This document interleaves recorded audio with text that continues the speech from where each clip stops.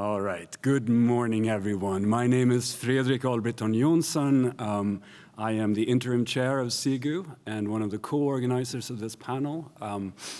I am delighted to see so many friends and colleagues and also many speakers who've come a long way to join us.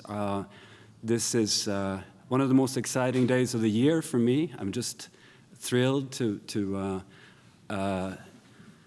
be able to tune in to the collective conversation we're about to have. But before we begin, I would like us to take a moment to hear from Ben Redekop, who is absolutely instrumental in making this conference possible. It's thanks to Ben and Ben's family's generosity that we're able to convene here at all. So Ben, would you like to come up for a moment and just say a few words?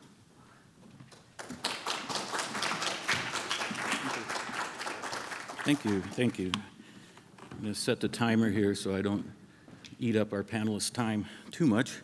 I appreciate seeing all of you here, and I welcome from the Redekop family. This is a very great event, and we really support the SIGU and everything it's doing. We're really happy to be able to do that. And so it's exciting to be here, and after this, I get to just listen and take things in. So that'll be great. So just a few words about who we are, who I am, who my parents were. It's always nice to know where the money's coming from, I think. So just to cut to the chase, if you see the yellow zero-turn mowers with Hustler on them, it's a national brand, they're everywhere. That's where the money came from. And I'll tell you more about that in a minute. We're out of the turf business now, but that's was the major sort of source of our ability to do this. My name is, again, Ben Redekop. I teach at Christopher Newport University in Virginia, Newport News. I have two brothers, Bill and Fred, who are about the same age. Now, my parents were Calvin and Frida Redekop. That's them on campus here. And my dad got his PhD from Chicago in 1959 in sociology and anthropology. And he was always very proud of his Chicago affiliation. And so shortly before he passed, in summer 2022, we were able to initiate this support, and he was very pleased with the ability to kind of get in at the ground floor with a new enterprise. He was a serial entrepreneur as well as an academic, and he always liked to be on the ground floor. So it's nice to be able to help to be a part of SIGU from its earlier days. So it's really a privilege and a pleasure to be able to support SIGU. Let me just, a couple things. There's two entities. There's the Redekop Family Endowment, which supports SIGU, but we also have a sub sort of section of that called the Just PAX Fund, and it's JUSTPAX. And if you want to look it up, not now, but and check out the website, that'll give you an idea of our values and also 10 years of listings of groups that we've supported. It's small grants up to $25,000, up to 3 years renewable, and it might be of interest to your students. It might be of interest to faculty. It's a very, very short application to fill out. So, you'll see, just look at the projects and you'll get an idea of the kinds of things that we fund. So check that out. My dad was I'm going to talk a little more about my dad. He was a lifelong academic and a serial entrepreneur. He did both of those things at once. Again, sociologist, anthropologist. He taught in Mennonite colleges and universities around the country. I was a college, a kid of a college professor kid. And so he was an academic. He wrote lots of books, mainly on the Mennonites, but basically communal and utopian societies were his interest, and groups like the Hutterites and the Amish as well. And so they started off teaching in Kansas in the early 60s, and my dad got a reputation as being a bit of a left-wing radical. He went around in Mennonite churches talking about how you couldn't really reconcile Christianity and capitalism. And so the local industrialist, Lyle Yost of Heston Corporation, which was a farm equipment manufacturer, complained to the college president. My dad got hauled into his office. The president supported him, but said, look, you might want to get your your feet wet in business before you just go shooting your mouth off about it all the time. So that's what he did, and he spent the rest of his life getting involved in all kinds of businesses. Initially, this turf company, and they stuck with that for 60 years. They make Warren Buffett look like a day trader, I think, in that regard. But then over time, we didn't really know about climate change and stuff in the early 60s, and so we realized we didn't want to really be in a business with the internal combustion engine being so prominent, and we wanted to get out of the turf business. So meanwhile, he was investing in all kinds of solar energy companies long before that was really a profitable enterprise. So a couple of companies went bankrupt, but he kept doing that as well, and eventually saw some success there too. So just to let you know, he's an academic, also got involved in business. He became very interested in, of course, reforming capitalism, helping it to be more socially responsible. He was a real critic of Milton Friedman on the social irresponsibility of corporations throughout his life. And so anyway, I think he learned a lot. He practiced what he preached, and he kind of really got into sort of combining theory and practice in his life. So that's one thing I've really taken from him, is the importance of thought and research, but also doing things in the world, and those two really can inform each other. So just to sum up, it's great to be able to do this and to invest in groups and people like SIGU and your students. We're really pleased about that, and if you're here, any students that have received some help, I'd be great to talk to you and hear about what you're doing. I'm sure it's wonderful. So I think I've used enough time, but just to give you a sense of who we are, and also to thank you for being here and all the work you're doing, which is really important stuff.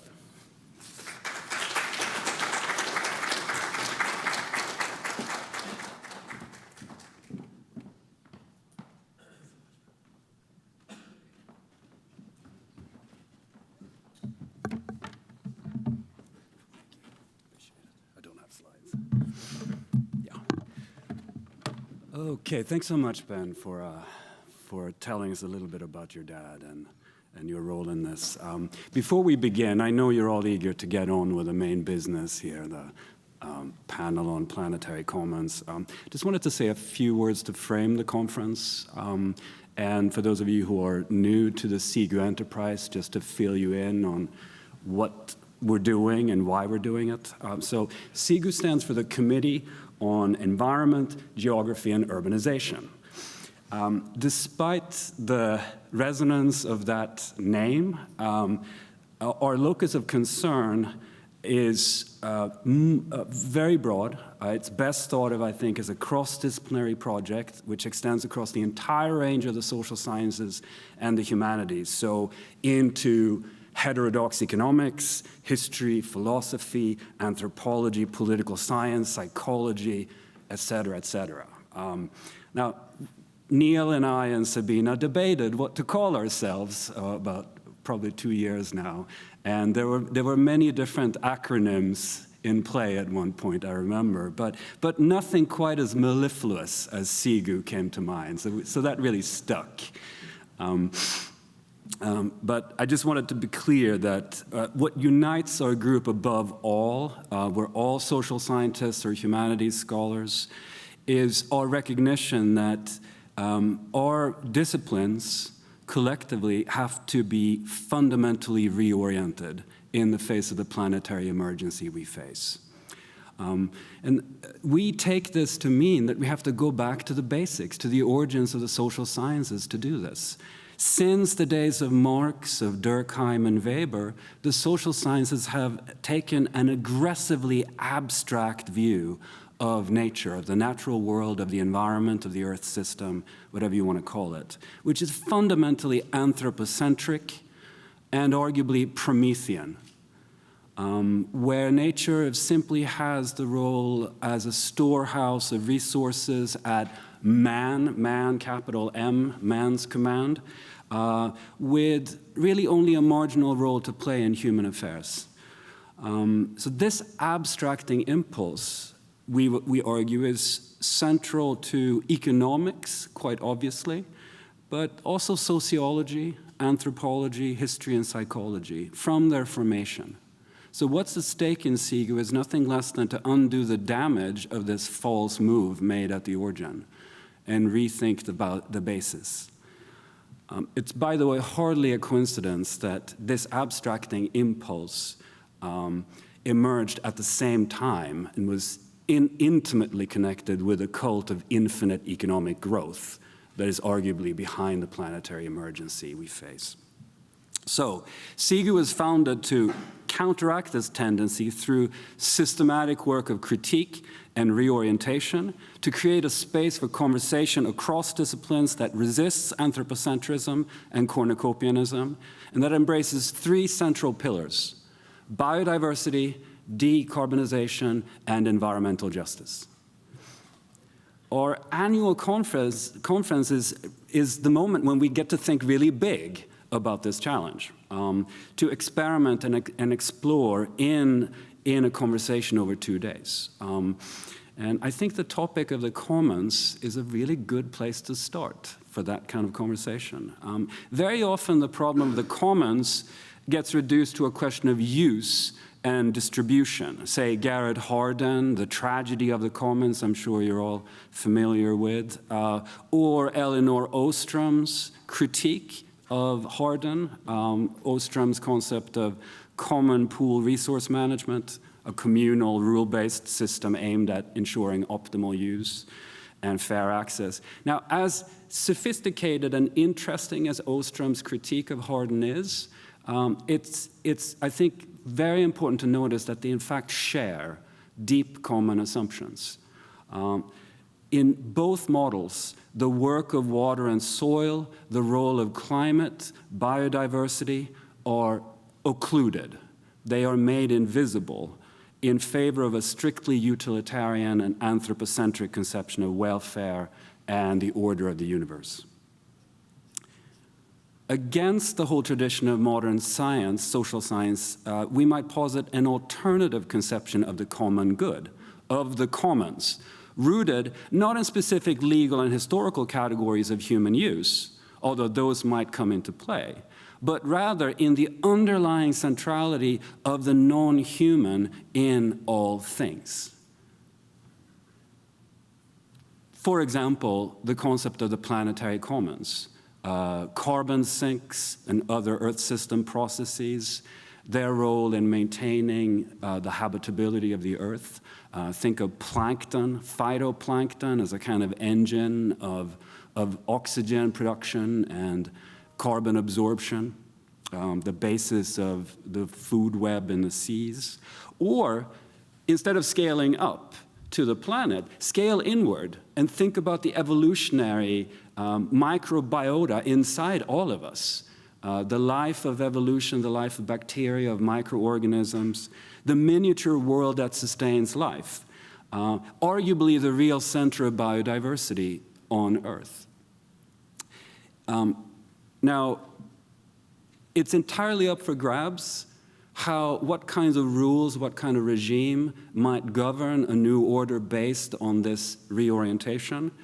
But I think whatever regime we posit, it's going to be a radical move because it's going to have to recognize limitations on human power and maybe even human knowledge as well.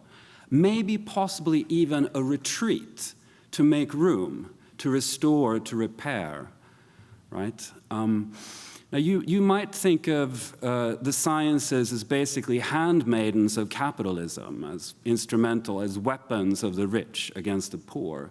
But what I'm suggesting is really something quite different, which is we can take inspiration from ecology, from evolutionary biology and earth system science to rethink the very foundation of our own disciplines in a way that puts human power and human ambitions and human welfare on an equal level with the non-human. So let's see what our panelists today think of that challenge. I know you'll have a lot of great papers to talk about. And maybe we'll come back to this overarching question at the very end, and with the help of my co-organizers, we'll try to sum up the themes from today. But for now, let the conversation begin. So our first speaker, we're going in the order of the program, right?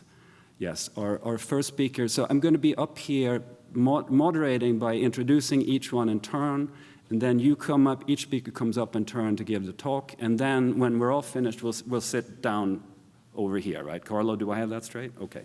All right, good. Okay, so our first speaker is Susanna Lidstrom from Stockholm, Sweden, the Royal Institute of Technology, but currently based at Scripps in San Diego. Susanna is an environmental, an historian of the environment and a scholar of the environmental humanities with a particular interest in oceans. The place of ocean science and the place of life in the oceans. So a very, very fitting way to confront the non-human, I think. Yeah, Susanna, come on up here.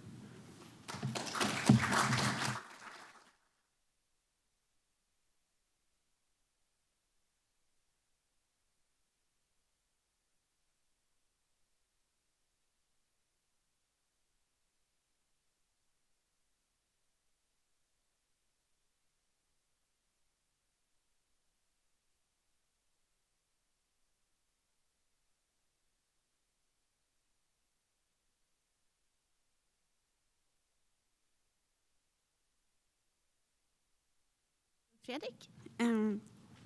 So I will talk about the ocean commons, referring to the part of the ocean that is beyond national jurisdiction.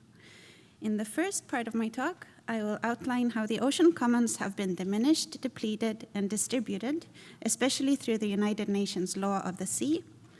In the second part, I will turn to 3 emerging topics related to the ocean commons, including the accumulation of ocean data, the international ocean as a space for climate change interventions, and the ongoing attempt to amend the law of the sea through an agreement on the conservation and sustainable use of marine biodiversity.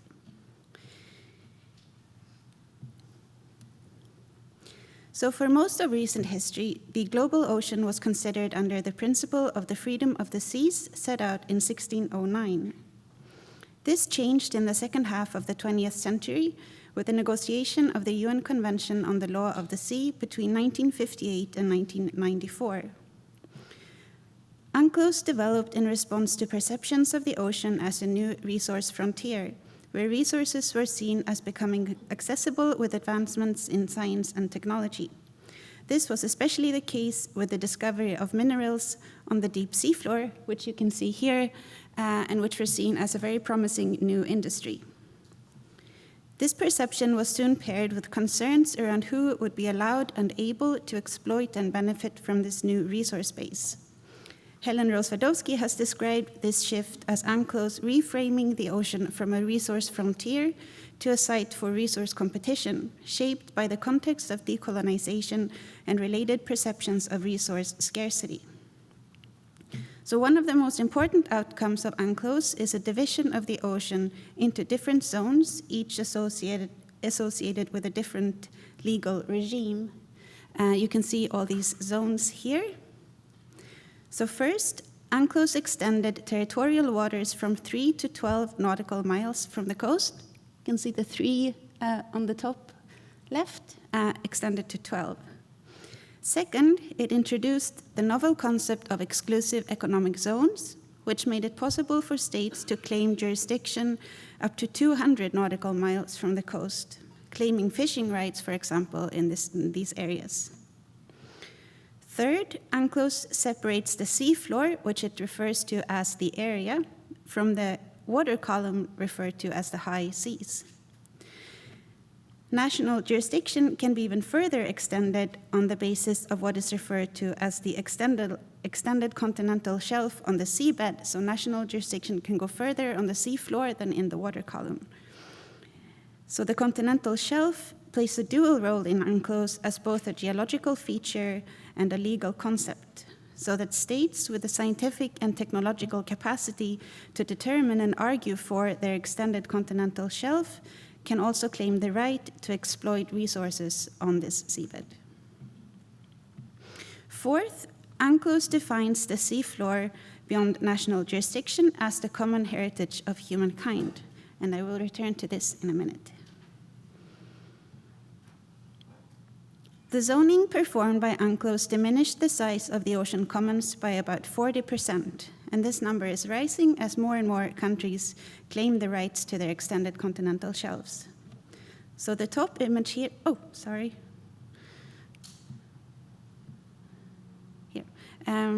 the top image here shows the international ocean before UNCLOS with only 3 miles of territorial waters marked in orange. In the second image, the dark gray areas are the EEZs. And in the last image, the claims to the extended shelf are in light gray. So you can clearly see here the diminishment of the size of the commons. And thank you to my colleague, Kristen, for creating these images for me. So this zoning has been described by Roswadowski as simply as an enclosure of the global ocean, leaving less of the commons for sharing. Sabina Haller has described it as a process of territorialization, highlighting the co-production of ocean science and law through practices of measuring, scaling, visualizing, and legitimizing, and also noting that the new legal zones practically invited further efforts of national fishing and drilling of hydrocarbon resources. Legal scholar Suravi Ranganathan has gone further and describes UNCLOS as essentially performing a grab of the ocean floor, noting that the extension of national jurisdiction and international administration configured the ocean into a series of extraction sites for the benefit of a few states and corporations. In addition to being diminished, the ocean commons have been gradually depleted by human activities for hundreds of years. The rate and extent of this impact increased in the late 20th century, and it has been described by some scholars as a blue acceleration. This increased impact has arguably been enabled or even encouraged by UNCLOS, which, in Ranganathan's words, has fostered an extractive imaginary of the ocean commons. Rates of impact were stepped up again with the UN Agenda for Sustainable Development agreed in 2012, which informed associated concepts such as blue economy or blue growth. As an example of this framing, the so-called high-level panel for a sustainable ocean economy was established in 2018. To address the issue of distribution of benefits from extracted and potential marine resources, the principle of the common heritage of humankind was proposed by Arvid Pardo in a famous speech at the UN in 1967. In contrast to the theory of the tragedy of the commons, proposed only a year later, Pardo envisioned that seafloor minerals would be used to equalize the unequal distribution of wealth across the world, especially to the benefit of developing, newly independent countries. Pardo's proposal was widely accepted but limited to the seafloor. To realize his vision, once UNCLOS had been adopted, the International Seabed Authority, or the ISA, was set up in 1994 with 4 tasks: to facilitate mining operations, to protect the marine environment, to operationalize the common heritage of humankind principle, and to engage in commercial mining itself at the benefit of humankind. So this list of extremely conflicting tasks has led to extended and contested negotiations at the ISA ever since. No mining regulations have been finalized, but pressure on an activity at the ISA has increased significantly in recent years. It remains unclear how the principle of the common heritage may be implemented. The mining industry is making advances, while at the same time a rising number of countries are calling for a pause or even a moratorium on mining in the area. So equity concerns around ocean commons are increasingly raised in relation to other areas as well. I don't have time to go into all of them now, but I will briefly discuss 3 specific topics. So UNCLOS negotiations were tied to what Hurler calls a new ocean of data emerging in the second half of the 20th century. The importance of ocean data has become even larger since, or in the 21st century, with the development of autonomous and remote sensing technologies recording vast amounts of ocean data, making the data an important common in their own right. How all these data should be governed is so far mostly unclear. and includes questions about who has access to the data and the capacity to use them, where and by whom the data should be hosted, what role these data may play in marine policymaking, and what happens to data-resistant dimensions of the ocean, such as the deep sea. The question of how ocean data commons should be governed is tied to a broader context of increasing environmental datafication, but is also shaped by the specific history and provisions of UNCLOS.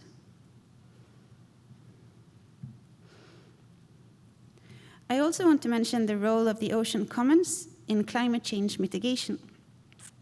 The narrowly framed numerical climate targets of the 2015 Paris Agreement, such as keeping global warming to below 1.5 or 2 degrees, are informing an approach to global environmental governance, reflecting what Mike Hume has described as climate reductionism, which Fredrik also referred to yesterday, where complex social and environmental problems are reduced to specific amounts of CO2 in the atmosphere.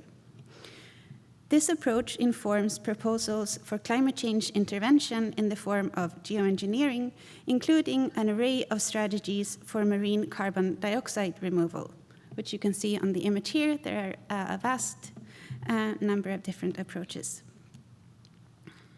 So in other words, proposing to use the ocean as a place to store or dump so-called excess carbon out of sight, out of mind, and outside national jurisdiction, without consideration of impacts on the marine environment.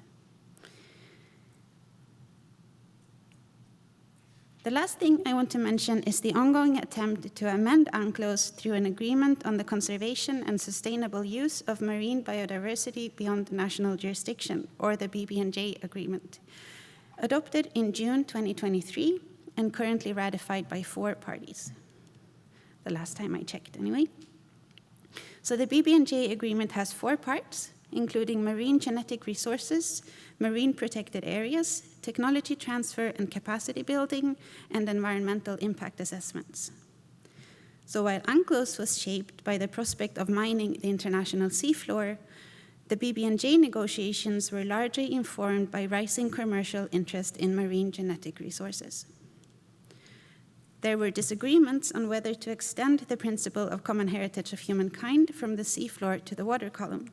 The final text includes a statement to this effect, but it is immediately followed by a statement affirming the principle of the freedom of the seas, and overall, the agreement promises to not undermine UNCLOS or any other previous relevant treaties, so the outcome is really unclear. So to conclude, a historical view of the ocean commons helps to show that these new developments do not depart significantly from the trajectory established by UNCLOS, with disproportionate control over and benefits from the ocean commons associated with a few developed nations and the marine environment persistently perceived primarily as a resource base. While many of the terms used are different, such as blue economy and sustainable development, the ideas they represent are largely unchanged. In the 1970s, for example, the UN promoted ocean science for so-called rational use, which is basically the same as the current catchphrase of ocean science for sustainable development. Finally, a critical view of the history of UNCLOS suggests that the current legal regime surrounding the ocean commons may be the cause of depletion and unequal distribution of marine resources, rather than a place for solutions to these problems. This knowledge may highlight the need for more radical change in the future governance of the ocean commons. Thank you.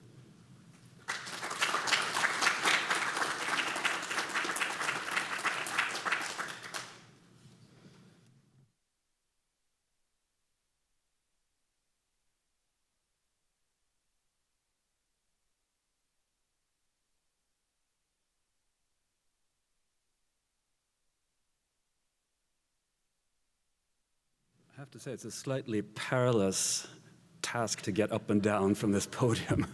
You look tiny from up here, all of you. Thanks so much to Susanna for that excellent talk. Our second speaker is Sharad Chari, who is Associate Professor of Geography at the University of California, Berkeley. Sharad has many interests, that's range from South Africa to India. Books include Fraternal Capital, Peasant Workers, Self-Made Men, and Globalization in Provincial India, which came out in 2004, and Gramsci at Sea, 2023, and most recently, Apartheid Remains with Duke University Press, 2024. And Sharad, you're going to talk to us about oceans, I think. Is that right?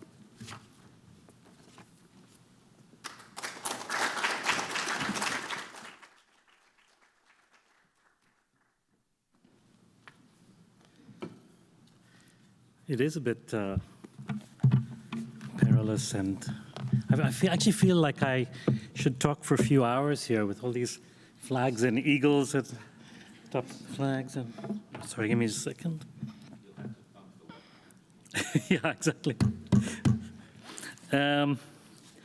Right, thanks first of all to the entire SIGU team, to Fredrik and Sabina and Neil, who I haven't seen in a million years, Nicole, Oliver, Danielle. If Danielle's still here? Danielle's just left, but thanks to Danielle for all the work of putting this together.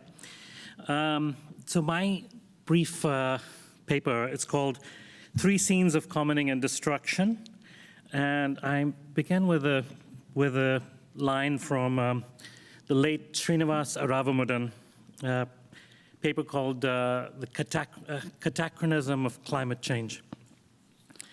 The shadow of tomorrow's impending ecological disaster leaps over today and reunites with abandoned conceptions of human finitude from a past rich with apocalyptic nightmares that the Enlightenment had temporarily vanquished.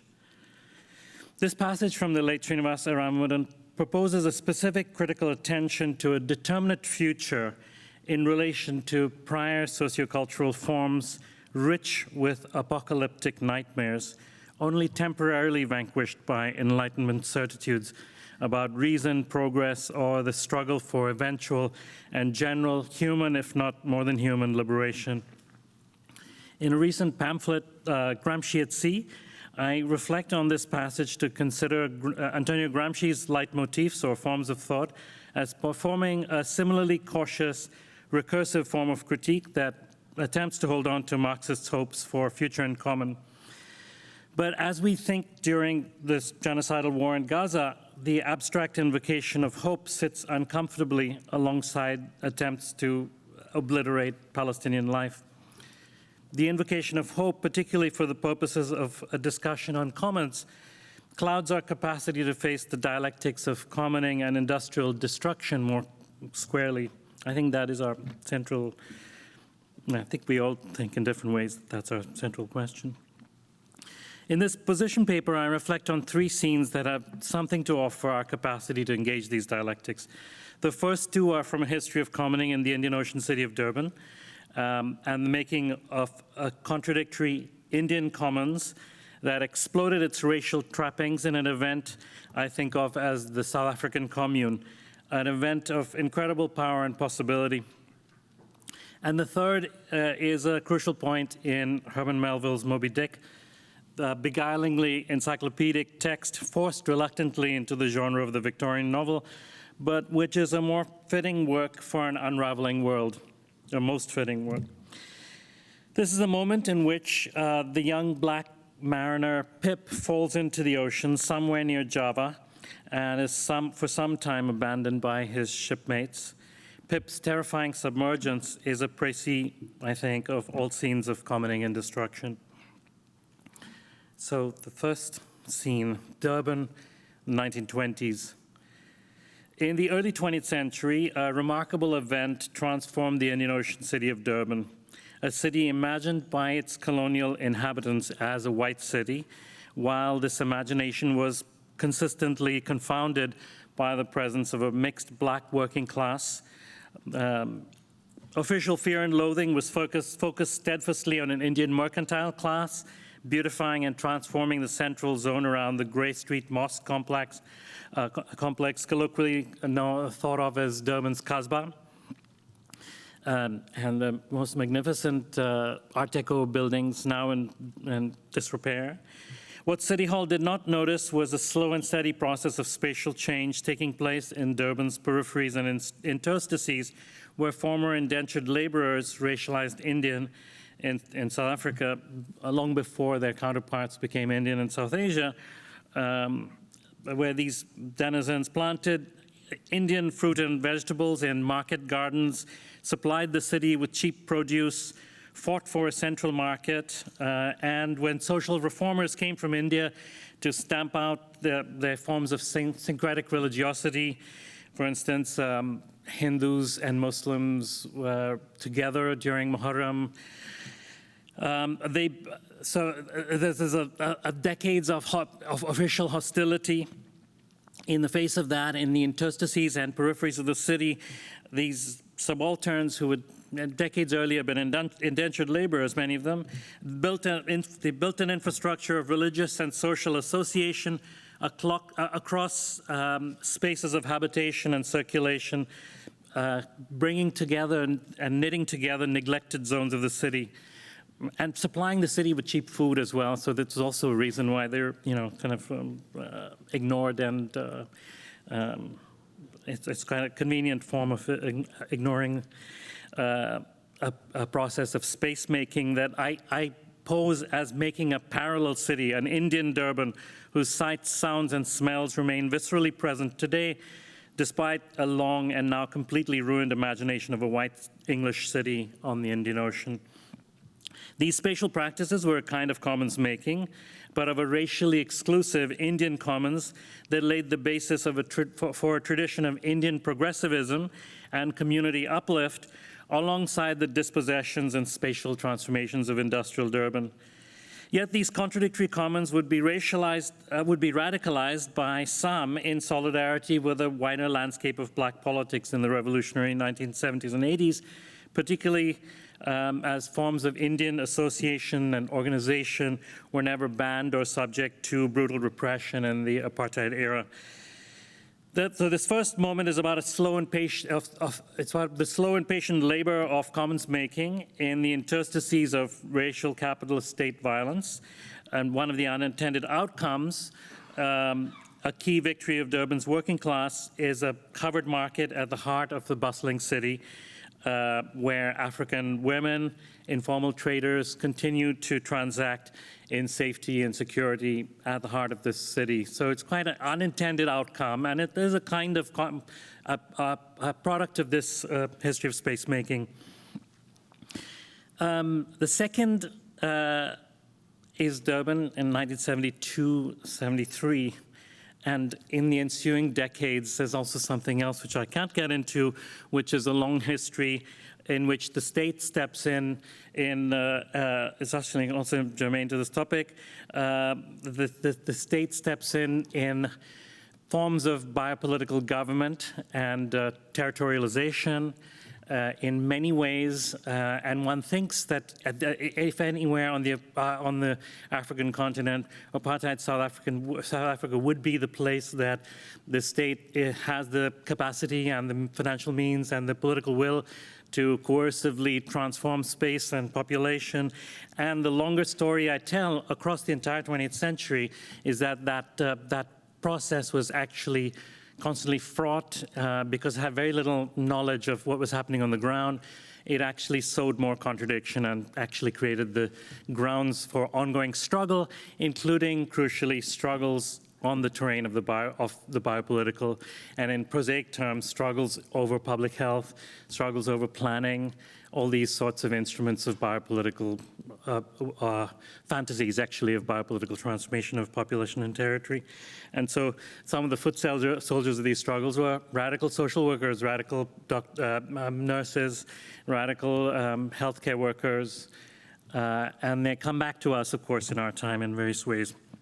All right, 1972, Durban. In late 72 and 73, a strike wave spread across apartheid South Africa's most important industrial port city. C.L.R. James, in 1938, argues that the concentrated, collective, and critical will of subjugated workers at a keynote in the dynamics of imperial accumulation is a condition of possibility for revolution. Durban dock workers had struck repeatedly since the late 19th century, but when 1,000 stevedores struck in 1972, one activist scholar argued at that time that they had launched the beginning of mass opposition to apartheid within the country. The Durban strikes of 72-73 became part of a wider effervescence. A nascent black student movement refused white tutelage and drew on black theology to forge the black consciousness movement. Some white students at the University of Natal, Durban offered research and solidarity to striking workers. Some people racialized Indian or colored, embraced the coalitional black politics of black consciousness. Others joined a revitalized Natal Indian Congress formed at the end of the 19th century, formed in the early 20th century through the efforts of the young Mahatma Gandhi. Not quite yet Mahatma Gandhi, MK Gandhi, before the Mahatma.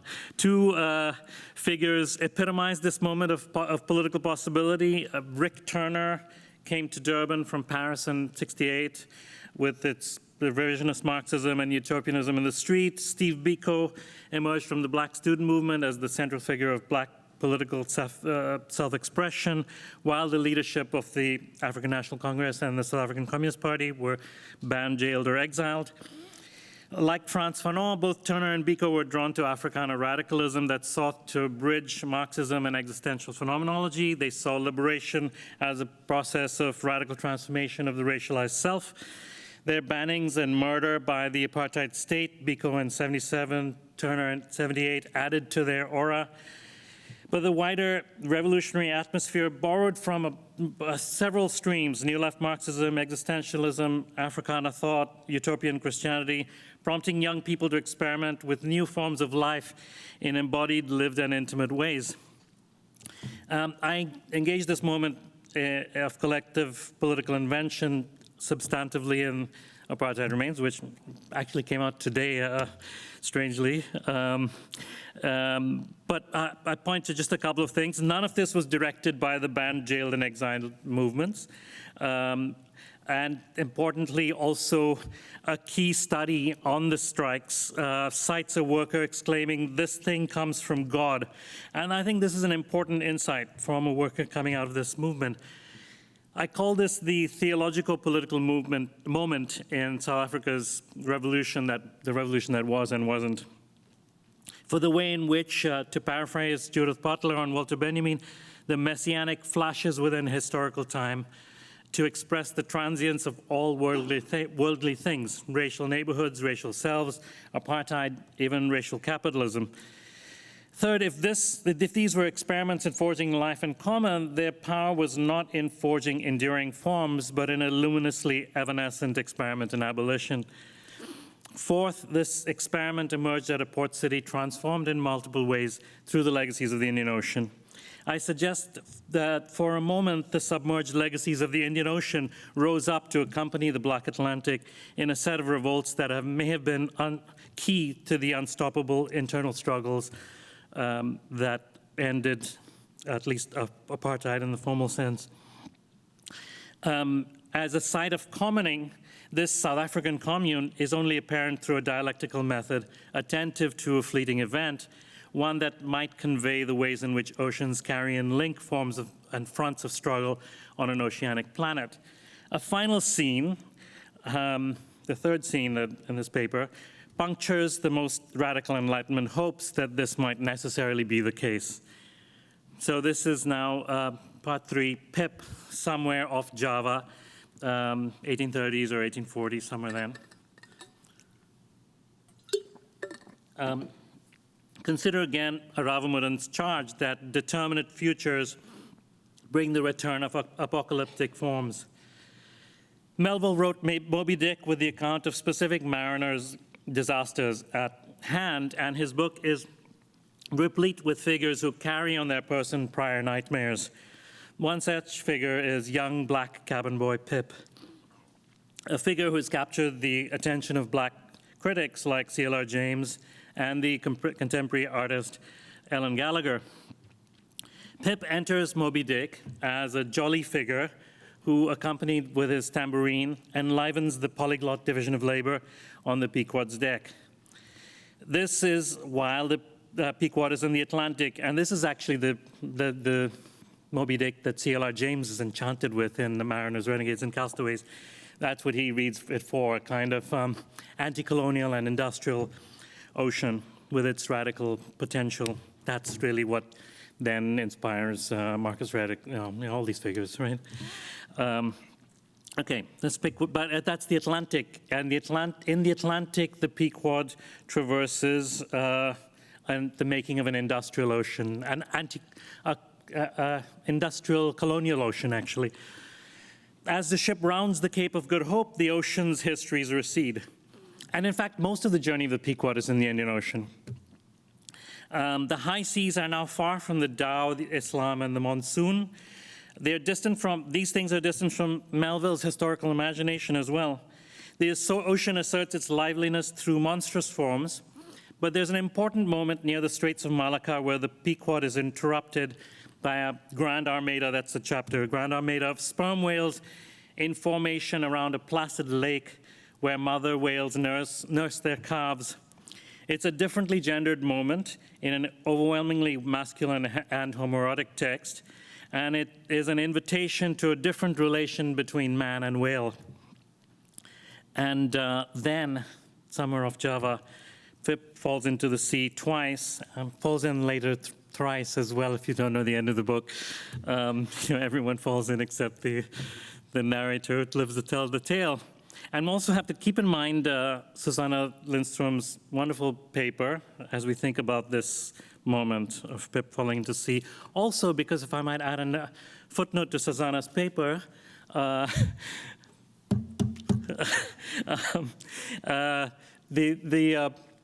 if we think about the decades of the making of UNCLOS, Bandung is also an important moment, 1955, an early moment of the anti-colonial assertion in the opening of the conference, actually, of the maritime sinews of imperial power that continue to extract resources. It's Walter Rodney's argument, actually, across the seas, and that somehow the phrase was. No, I'm not going to remember it, but it's in the air already. The decolonization of the oceans is part of the problem, and there's an anti-colonial, actually, sort of, world-making project around the oceans as well. And the UNCLOS debates, Third World Lawyering, the Third World Lawyering group was a crucial part of an attempt to wrest control of oceans from the colonial powers, but in this room of flags with eagles on top, what happens is instead the enclosure of the oceans, because the project of anti-colonial nationalism is, dominated by nation-state territoriality, and that's what takes over. So the enclosure of the oceans and the data ocean and the enframing, perhaps if you want to put it in those terms, but we should think more dialectically. Pip falls into the sea twice. The first time he's rescued with the rebuke that his life is not worth saving for the auction block. The second time he's abandoned for a while as he descends into a specific madness, a specific oceanic feeling that offers him a different vision precisely in relation to a sea in itself. After seeing whatever horror he sees in this descent into the ocean, Pip goes mad. He becomes an idiot, like Lear's fool, the only person who the monomaniacal Ahab can speak to. And all these characters are dialectical archetypes as well. So the only person Ahab talks to, and then after this, and really takes is Pip. The relationship between Pip and Ahab is entirely different from that between Ahab and the first mate Starbuck, which centers on capitalist reason and the folly of hunting that whale alone. When the narrator Ishmael survives in a coffin fashioned by his erstwhile lover, Queequeg, a coffin inscribed with the latter's tattoos that encode secret wisdom that the South Sea Islander could not read, but that he knew he had to archive, the narrator is saved by a coffin text but he does not have the consolation of using indigenous knowledge for the calm tones of a survivor's tale. In a time of rising seas and deepening oceanic ecocide, the hastening telos in Moby Dick offers a specific relation between Pip and Ishmael as the drowned and the saved. While drowning, Pip looks into manifold horrors to emerge a different kind of human. Pip's submergence foretells the Pequod's wretched fate, a past which, with apocalyptic nightmares, might yet tell its tale. Thank you.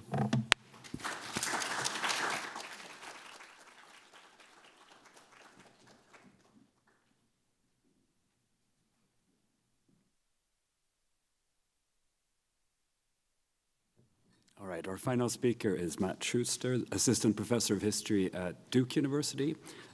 Matt is working on an eagerly awaited history of how the Indian fossil fuel economy emerged out of colonial extraction regimes. Matt, do you have a title for the book yet?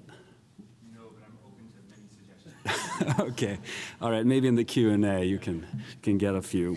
I want to. The book shall remain nameless for now, but I want to single out an absolutely brilliant and recent article by Matt in Past and Present, entitled "Oil, Money, and Decolonization in South Asia." Please have a look at that. That's good stuff. Is that part of the book or looking ahead? Yeah, great. All right, Matt, come on up.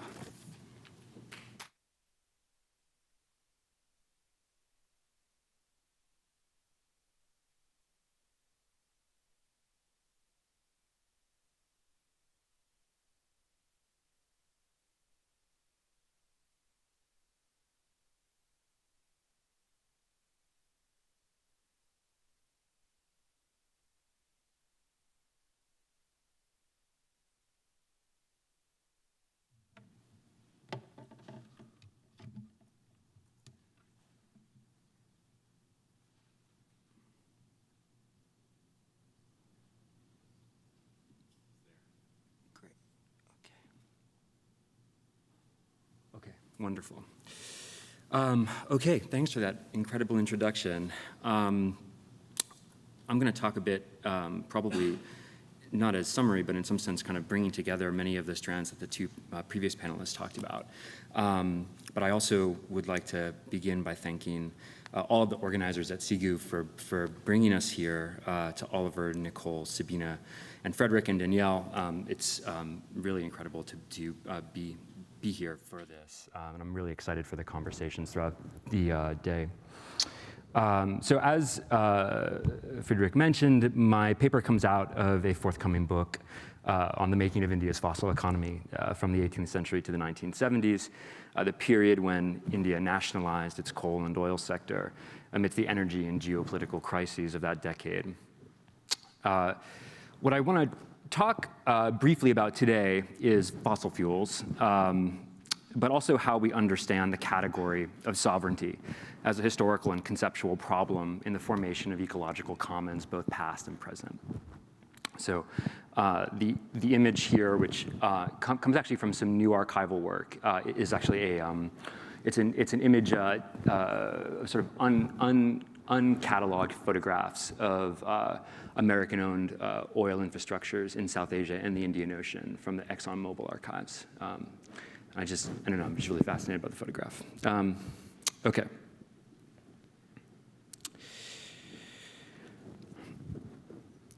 So, as many of you will know, the post-1945 period witnessed a global proliferation of political projects for resource nationalization. Many of these projects represented continuations of decolonizing struggles against the dominance of Western capital over the natural resources and resource infrastructures that had grown up under European and American empires since the 19th century. These projects were not, however, only confined to the post-war only confined to the post-colonial world, but were part of a global post-war turn towards what would come to be called state capitalism or the mixed economy that encompassed a broad range of national polities and geopolitical entities not appropriately captured by the contemporary dichotomization of global North and global South, or even the tripartite three-world schema of the Cold War era. The image here is not, of course, from the post-war period, but from Mexico in 1938, which in many respects set the blueprint for the politics of resource nationalization that followed in the 1950s and 1960s. So as the historian Chris Dietrich has noted, resource nationalization was interpreted by many leaders in the post-colonial world as a struggle in and about the language of liberal constitutionalism as the basis for determining the rights of states to pass laws for owning nature and land.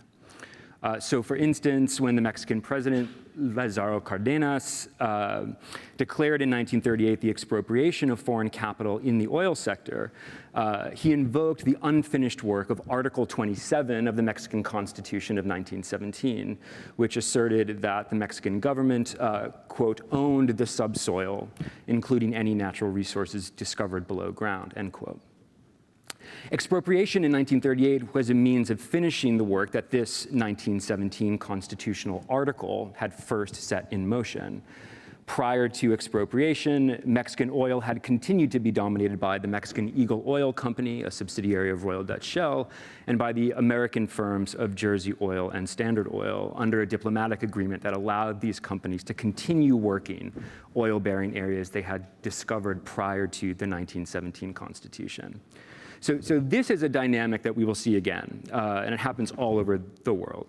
Nations where resources are located pass laws expanding the territorial remit of sovereign power, but then are actually unable to bring into being the sovereign capacity imagined by the law, which requires its substantiation in the form of economic power. This particular delimitation of sovereignty is a condition that becomes increasingly relevant in the context of the capital requirements for producing industrial-scale mining operations in the 20th century, which might be something worth talking about in the Q&A.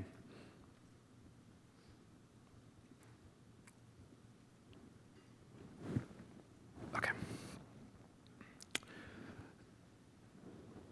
So the early post-war period is filled with examples of decolonizing states, nationalizing mining industries, and then facing extreme political violence from former colonial powers. Perhaps one of the most famous examples is what happened with Iran in 1953. There, British and American intelligence services colluded with British Petroleum, or BP, to overthrow the Iranian Prime Minister, Mohammad Mossadegh, after he nationalized the oil sector there. This event had widespread ramifications, not only in Iran, but throughout the post-colonial world, where nationalist leaders came to understand the types of exceptional violence Western states were willing to undertake to maintain their economic control over the so-called rules-based international order. India's consul general in New York, for instance, wrote a letter of warning to his left-wing counterparts in the Indian government in the wake of the CIA coup against Mossadegh, where he explained, quote, "Wherever American capital goes, it seeks to take control, including political control." The question, then, that scholars have come to ask is, how did decolonizing states come to predicate their sovereign authority over natural resources amid such an asymmetric geopolitical environment, or what figures from Kwame Nkrumah to Samir Amin identified as the neocolonialism of the Bretton Woods era?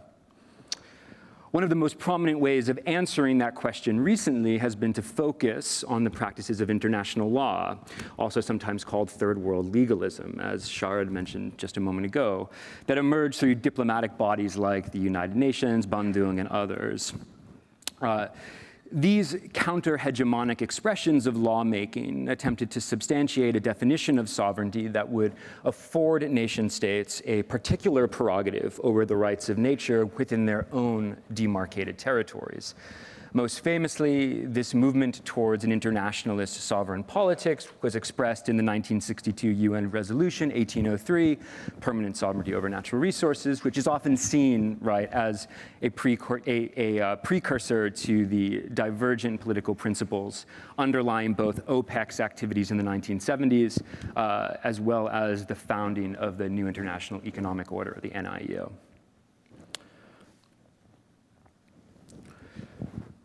In the paper that I've presented for the conference today, though, I tried to ask a slightly different type of question about sovereignty. So here, I am less interested in the outward-facing projections of sovereignty as a principle of geopolitics than I am in the actual historical and conceptual content of what it means to make a sovereign claim over subterranean space. So this split-faced picture sort of helps to dramatize that question. I really appreciate Susanna's image of the ocean floor also. I think that there's some symmetry there. So this is a part of a coal field in India that had been worked going back to the early 19th century, and which is most famous perhaps for a complex of underground coal fires that have been continuously burning there since probably 1906 or 1907. What I use this image to show, however, which is probably not a novel idea for all of you, is that subterranean space is not simply a kind of legal abstraction alone, but is itself comprised of all sorts of heterogeneous parts, sedimentary layers, the water table, plant and animal life, all of this. What's more, and this is again perhaps obvious to all of you, is that the subterranean is physically connected to the surface. Okay, so that even if we work in a common law tradition that separates so-called topsoil from subsoil as discrete domains of ownership, we are in some sense talking about a fixed heterogeneous totality, which has a wide range of ecological and social effects when we look at what happens to mining landscapes. India is a particularly important place to think about sovereign claim making on the underground, I think for two main reasons. The first is that India experienced the most sustained forms of coal and petroleum extraction of any colonized space in the age of European empires. Indian coal fundamentally shaped the space economy of the British Empire. That macro-scale production was itself conditioned by waves of subterranean property claims made by European and Indian land speculators, coal companies, and agrarian property holders going back to the early 19th century. So what turned Indian coal into a commodity? The striation of landscapes like these into separable entities of ownership under varied historical regimes of property. The second reason why India is an important place to think about sovereign claim making is because India was also one of the many post-colonial states that attempted to expropriate private capital from its coal and oil sector in the name of economic development. Following the country's independence in 1947, the Indian government attempted a series of legal reforms to make coal and oil subject to increasing state control as a means of removing the colonial rule of property. Like its Mexican counterpart, India's early attempts at state ownership provided space for existing colonial-era mining companies to continue operations prior to a 1949 cutoff date. The future, however, of coal and oil leases were intended to belong to the Indian nation. So the ideology underwriting the Indian government's turn toward state control was a socialist political economy, predicated on the idea that to produce industrial infrastructure at an appropriate scale required the consolidation of state ownership over natural resources. But the socialist justification for state ownership also smuggled within it a prior nationalist claim about Indian geology as the common patrimony of the Indian nation, and what I call in the paper the geological commons, right? So this was expressed by a variety of nationalist figures and arguments, but I've tried to capture it here in this quote, which comes from Radha Kumar Mukherjee, one of the founders of the nationalist education movement in Bengal, who gave a speech in 1912 where he wrote, "There lies an underlying unity founded on India's rock of ages. These rocks are the sources of India's mineral wealth. They are not affected by the artificial divisions of the country on the surface, which are dictated by merely political considerations. They have built up with vengeance, which is just a phrase I really love, below that surface, a deeper and inviolable unity expressing itself in a continuous and continental subterranean expanse. It's from 1912. The question then that was presented in the wake of the Indian nationalist movement in the post-colonial era then was, how were these geological commons, a space divided by colonial property but bearing a deeper fundamental unity, perhaps, to be achieved? As I write in the paper and in my wider book project, the achievement of a geological commons was prosecuted not through abstract socialist policy statements, but through on-the-ground struggles over what was called at the time landlord or zamindari abolition. Abolition was a project to end the colonial system of property that had grown up in India's mining areas by assigning subterranean property rights to large agrarian landowners known as zamindars. These landowners were said to have achieved their right over the underground as feudal occupiers of a frontier landscape at the moment of British colonial consolidation in the 18th century. The socialist geological commons were to be achieved by the abolition of this feudal power, setting in motion an Indian socialist future, predicated on turning the mineral wealth of the nation into economic value for the people. As India's first prime minister, Nehru, who's pictured here with partition refugees, famously explained in Parliament, colonialism had, quote, turned property into a god, end quote. And it was landlord abolition that would bring this deity back to earth. Now, it might seem peculiar that a practice of resource nationalization was itself fundamentally tied to the remaking of agrarian landed relations writ large. India's major coal mining areas, however, were sites of dense agrarian settlements with overlapping property systems connecting the surface world of cultivation with the subterranean resources lying underground. The connection between agriculture and mining was not least of all maintained by the agrarian communes of Shantali, or so-called tribal cultivators, who worked as seasonal wage laborers cutting coal in the mines. These communes, one of which is pictured here from a series of photographs made by one of the largest colonial mining companies in 1906, they lacked strong property claims to both the surface and the subsoil, and were largely excluded from the impacts of landlord abolition. What I show in the paper is that the landlord abolition campaigns of the 1950s enacted an idea of post-colonial socialist sovereignty in two registers. So the first was that state sovereignty over the country's coal resources was not achieved by law, but that sovereignty had to be purchased through the compensation the state intended to provide to landlords as the basis for their expropriation. So sovereignty here is not an outcome of law. Sovereignty is an outcome of an exchange relation. The second is that the spatial imagination of subterranean sovereignty appropriated by the Nehruvian state simply recast that state in the role of the zamindar, or landlord. Surface cultivation was to be governed continuously by laws of market exchange and private property, but the underground was to become a homogeneous space of sovereign prerogative, the same logic of colonial property that ceded the underground to the domain of feudal power. I will just say very quickly, and we can talk more about this in the Q&A if it's of interest, but the landlord abolition campaigns in the 1950s were a total failure. The campaign failed both as a project for the state to take control over coal mining lands directly and as a project for destroying the large agrarian estates of zamindars.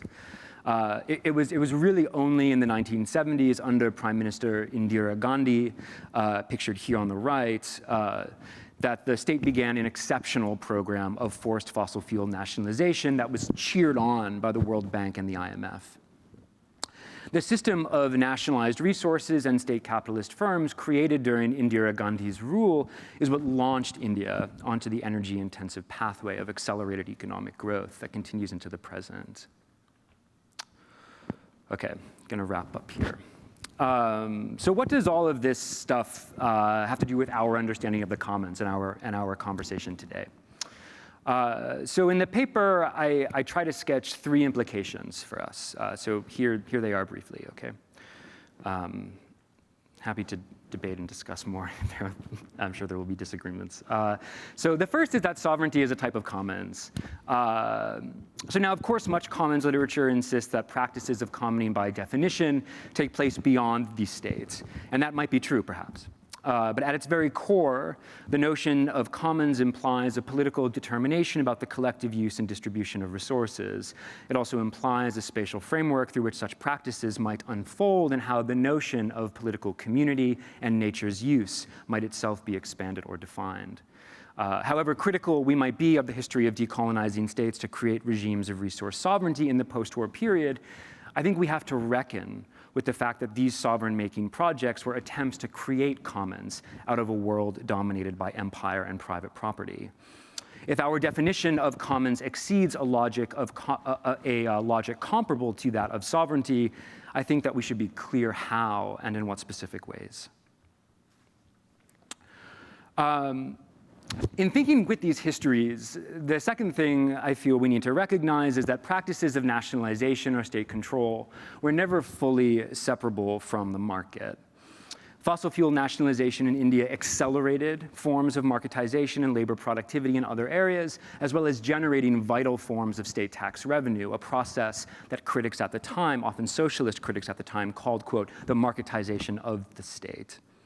The misrecognition of state ownership as a space of non-commodified life makes a fetish of both the market and the state, and ignores how spaces of so-called non-market activity and even commons themselves are often produced within regimes of capital accumulation.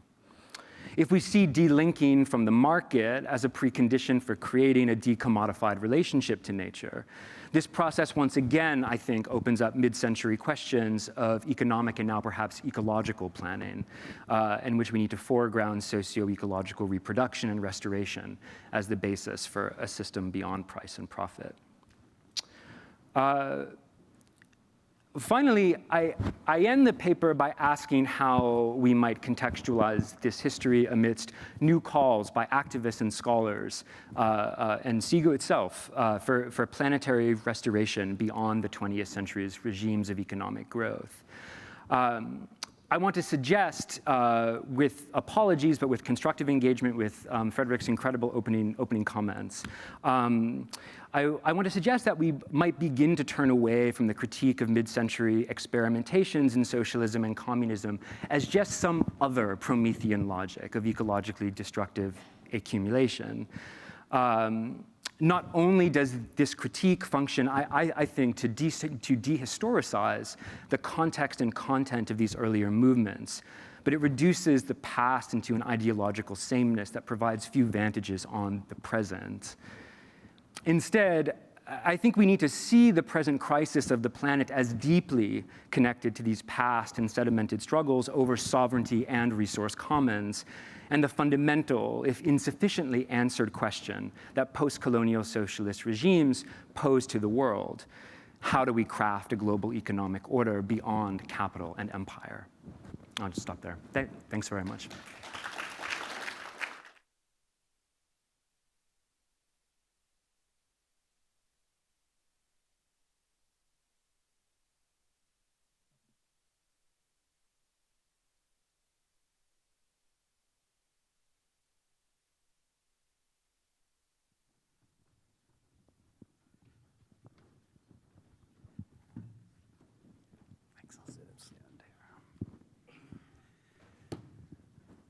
Okay, thanks very much for that. We got started a little bit late, so I think we're gonna carve out an extra 10 minutes from break, if that's okay with the rest of the organizers. Yeah, so we have plenty of time for Q&A. And I welcome questions from the audience, but I also particularly I would love if the 3 speakers would engage with each other's papers as well to see if we can explore. You've already hinted at connections, so. With that in mind, maybe I can open it up to the panel and ask if you have questions for each other.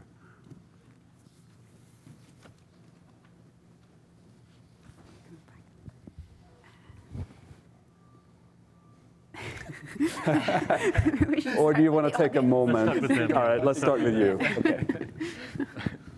Yes. Well, I guess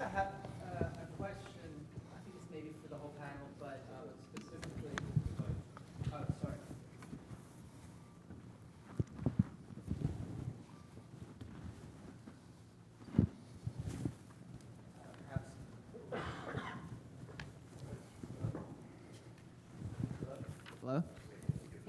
All right. I think it's working. Okay. Maybe it's most specifically for Susanna. Your overview of the ways in which the oceanic commons have been enclosed was frankly extremely depressing. I wonder what resistance has been waged against this process over the years. And I think specifically about the kind of possibilities for the oceanic commons, which, Sharad, you were bringing up.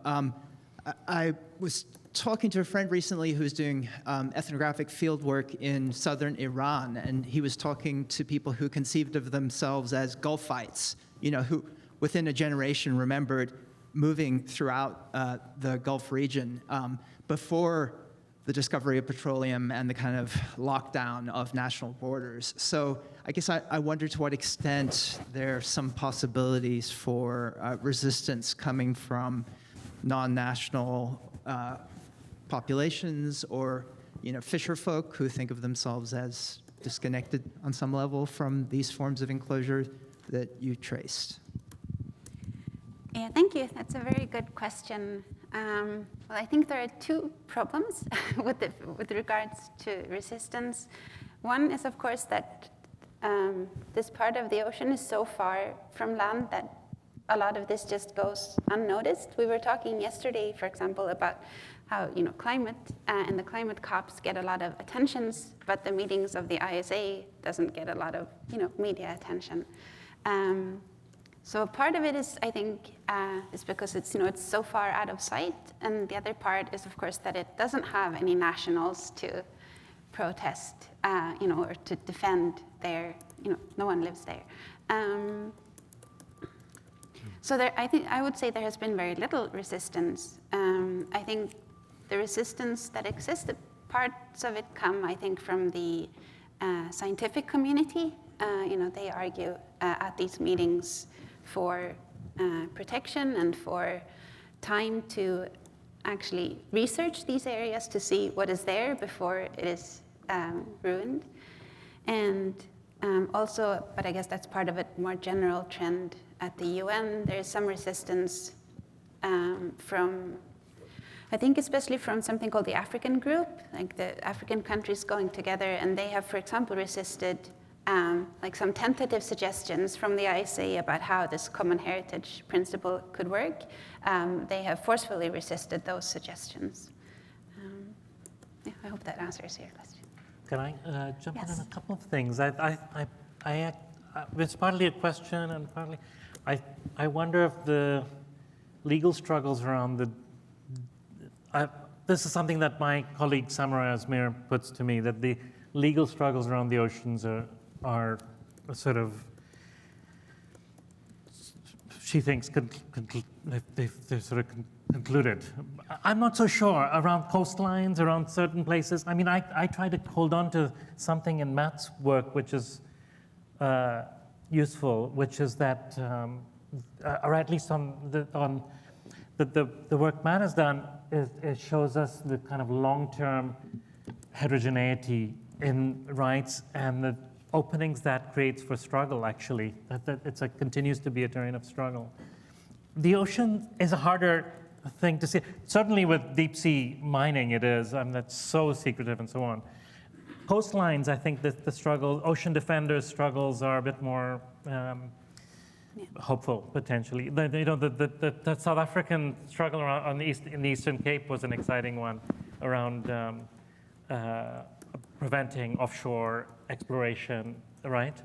And there, the legal struggle, excitingly, actually took seriously and used the idea of indigenous claims to the seabed as a place of dreams, as a place of there where people go in dreams to, live for decades or whatever, and as an ancestral domain and as a place that is connected to indigenous life. This was part of the narrative around protection from predations of capital. So that's something interesting, probably a minor story, but I think there's that the ocean defender work on the deep sea is much more difficult. Yeah, well, And it's hard to imagine the extension of the kind of terrestrial struggles that Matt just invested in the majority of the ocean. yeah, but it's a good point with the national, sort of the closer to the coast. Norway is, I think, Yes. the first country going forward is with allowing deep sea mining. It isn't quite allowed, but it's now exploration is allowed. And with this national decision, there's been a lot of resistance within Norway. So I think Yeah. when it happens, oh, go ahead. Another point that I think you bring up is the capital interest invested in the water column. Yeah. It's also comes into conflict with deep sea mining, and so fishing rights, and that in Namibia, that's part of the. Yeah, and another problem with the resistance is that all the different sectors are governed by different bodies. So the fishing is completely different, the shipping is completely different. Of course, the climate and the biodiversity conventions, they don't apply because it's outside. Those are intergovernmental agreements. So it's all just very fragmented, which makes it very hard, I think, to know where to resist. Could I actually Yeah. add? I don't want to keep making you speak, but or asking you to speak. But one of the things I was really struck by in your paper was this sort of calling attention to the question of the data commons, actually, and this also might sort of tie into a question of what are the sites of struggle here. And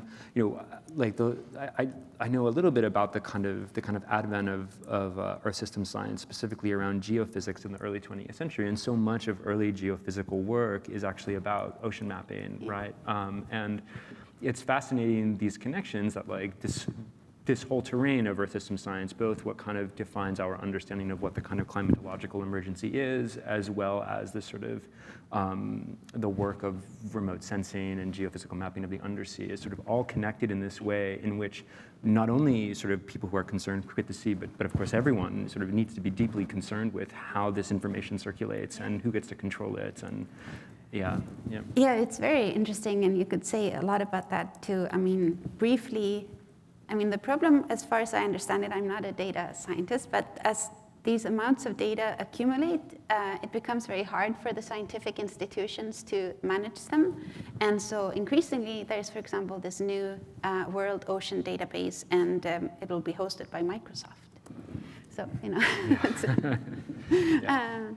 so it's very problematic, I think no one really knows how to. There's a lot of work going on, sort of trying to set out principles for sort of fair data management and governance, but it's all bottom up. There's no rules. All right. Yes.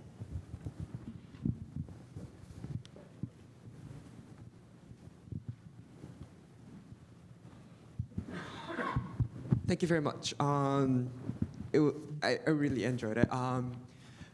I also work on the oceans, so let me ask you another question about the oceans. And then you have already touched on it, but let me ask you the question that I always get from my PhD advisor. Why the oceans? Because my advisor doesn't really work on the oceans, and his question is why do we have to care about the oceans?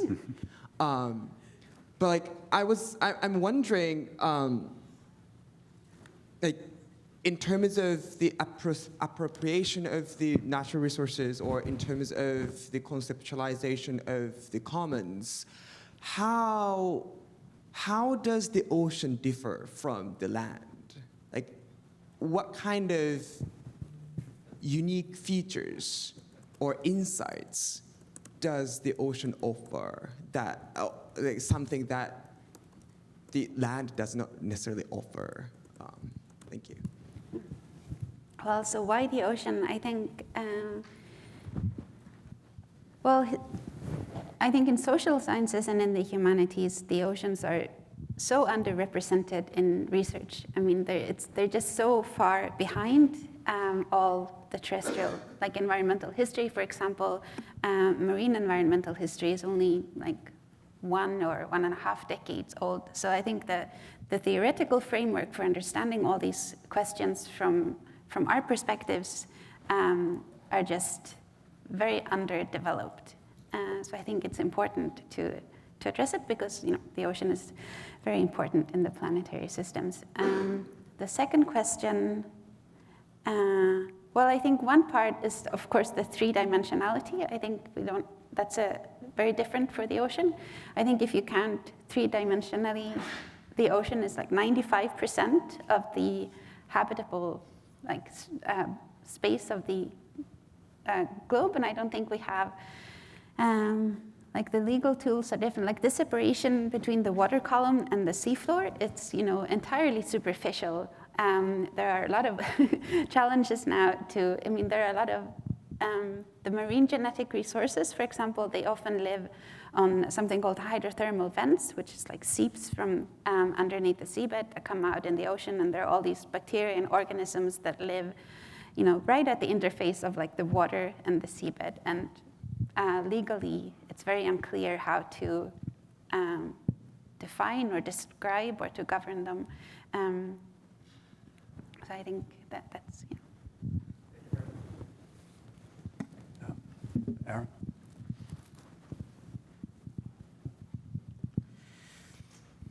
I have a quick question for Susanna and then a longer question for Matt. So, and the answer may be like map projection, but I noticed on your incredible maps of the stretching zones of sovereignty, yes, that the dark gray seems to extend much farther into the Arctic from Russia than it does in like out of Alaska, and I'm wondering whether there's some peculiarity to the kinds of sovereign claims that are being made kind of around the Arctic Circle, and or whether this is just a feature of like how the map projection distorts space. That's a very good question. I don't know. I have to. Yeah, I will look at that. I don't know. Okay. We have someone who can answer it back there in the back of the room. Alexander. Yeah, I mean, because those icy spaces which are melting are kind of becoming a new frontier in these kinds of struggles. That's a good and for Matt, I guess, and Sharad may have things to say about this as well. I kind of wonder about reconnecting the second half of your talk back to where you started, and where you see the kind of comparative awareness of the forms of geopolitical violence that you started with, actually kind of shaping the thinking on the ground about how these kinds of sovereign claims are going to be leveraged or not, right? One of the things I think the talk makes really clear is that these claims, on the one hand, are premised on norms other to those that the people articulating them understand the sovereign claims of the coal companies to be based on, but they are ultimately kind of forced to reason within those norms, and this creates all sorts of contradictions. So the resource claim is one that's supposed to advance economic development, but compensation implies that the economic gains of doing that are going to be reduced to some degree. They are based on a norm of collective property, but there has to be compensation that recognizes some prior proprietary claim. And somebody who's studying another one of these kind of dramatic claims, I've been noticing, like I know that people in India were obsessed with the legal basis for the nationalization of the Suez Canal, and they seem to be thinking very carefully about kind of how to thread this needle for a variety of reasons. And so I'm just sort of wondering kind of how far down that comparative awareness of residual geopolitical violence actually percolates into the way the abolition of zamindari is supposed to proceed, or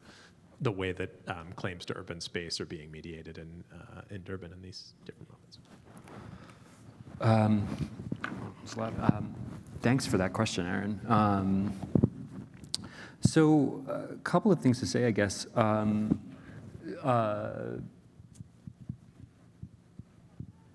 So I think I'm not. There are lots of people who are doing these types of projects now around sort of what would have been understood at the time as a kind of third world internationalism, and from beyond the kind of corridors of Bandung or wherever. And you have Indian geophysicists physicists, petroleum geologists, scientists, lawyers, circulating in all of these spaces, from Nigeria to Libya, beyond, trying to sort of come up with a kind of alternative frameworks for both creating these infrastructures in kind of engineering and scientific terms, but then also for creating sort of structures that can value nature and sort of reclaim fossil fuels from existing legal claims by colonial companies, right? And so, I mean, like the paper that Fredrik mentioned in introducing my talk, talks specifically about how the kind of what becomes the nationalized the nationalized Indian oil sector comes out of a series of legal struggles developed through a variety of transnational exchanges to basically claim that a geophysical prospecting agreement passed between what becomes BP and the colonial government in the 1930s is no longer applicable, right? And they're really concerned with getting the law correct, precisely, I think, because there are these serious developmentalist questions and orientations around what does it mean to reject, especially the United States, and access to dollars and export markets and capital goods. What does it actually mean to reject them? And if we don't do it in the kind of appropriate way, will we be able to continue to access these resources? So it's really vital. I was just going to say about the compensation. The compensation question is one of the primary reasons why the abolition project fails. I mean, a lot of attention in the historiography is given to the kind of legal challenges that are brought against the Indian government that leads to an amendment to the Constitution around the legality of the government making expropriatory claims of private property, right? And that's certainly a central part of the story, but another part of the story is this kind of endless research and sort of quantifying exercise that these bureaucrats are doing between 1948 and 1954 about how much it will actually cost the government and who will bear that cost and where those revenues will come out of, right? That to me, the kind of like mathematical valuations of what that is and what types of funds that goes into for deferring payments, like that to me is actually the kind of substrate, the logic of sovereignty, not the law. Yeah. We are actually at the end of the session. I'm just going to add one comment to end on maybe, since this might have been a despair-inducing set of questions we just invoked. And it might be a more positive spin on this might be to say that in our future, if things go well for decarbonization as well as biodiversity protection, we need sovereignty and legal bans on extraction in the ocean as well as in the mineral endowment, right? Fossil fuels have to stay in the ground from now on. And so, perhaps we can come back to this point in other conversations during the day, but it seems to me the question remains, how much can we draw from these histories of legal expertise to address the acute problem before us? Yeah. Do you want to get into a footnote on this? I mean, I think what Matt really, highlights for us is the long legacy of, I don't know, indirect rule, or and it's an Afro-Asian insight actually, we are stuck with these multiple layered sovereignties, and we can't pin our hopes on them either politically, and so it's a thorny issue. But I think there is in this discussion, I think we will see this insight, which is a sort of third worldist insight, is different from the sort of settler colonial debates around sovereignty and commons in North America, for instance, or in the Americas perhaps. I think there are some very different kinds of insights, which I hope we confront that tension. Okay. Thank you so much. No, that's fascinating. All right, let's keep going down that path later on. Yeah. For now, join me in thanking the whole panel. Really appreciate it. Yeah.